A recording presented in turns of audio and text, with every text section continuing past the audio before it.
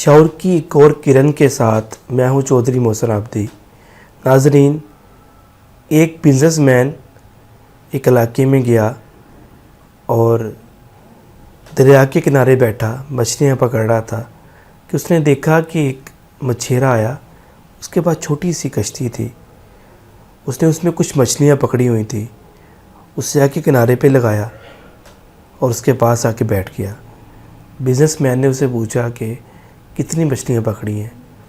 اس نے کہا میں نے 12 مچھلیاں پکڑی ہیں، ان میں سے 6 بازار میں بیچوں گا، 6 اپنے گھر لے جاؤں گا اور گھر جا کے میں گھر والوں کے ساتھ کھانا کھاؤں گا اور ضرورت پڑنے پہ کچھ قریبی دوستوں میں تقسیم کر دوں گا یا انہیں بلا کے اکٹھے کھانا کھا لیں گے۔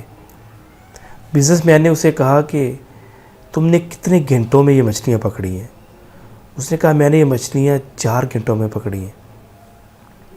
بزنس مین اسے کہنے لگا کہ اگر تم اپنی محنت کو ڈبل کر دو اور 8 گھنٹے کام کرو تو تم اس سے ڈبل مچھلیاں کم از کم پکڑ سکتے ہو۔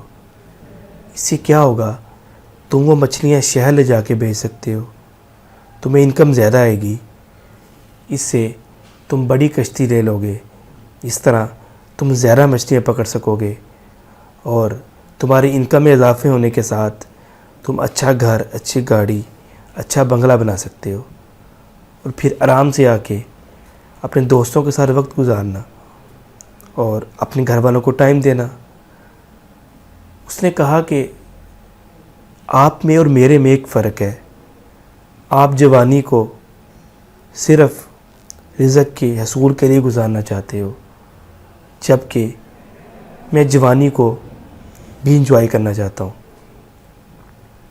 آپ جوانی کے بعد بڑھاپے میں اس رزق سے انجوائے کرنا چاہتے ہو، جبکہ میں زندگی ایسے گزارنا چاہتا ہوں کہ جوانی میں بھی انجوائے کروں اور بڑھاپے میں بھی میری زندگی کا کوئی نہ کوئی سہارا ضرور بن جائے گا، کیونکہ رازق اللہ تعالیٰ کی ذات ہے۔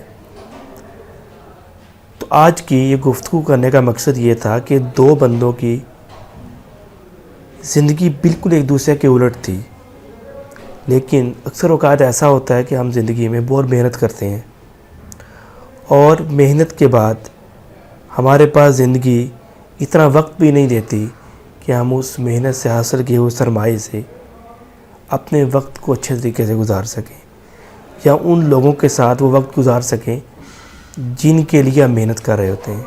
تو ہمیں کوشش کرنی چاہیے کہ اپنے وقت کو ایسے ڈسٹریبیوٹ کریں۔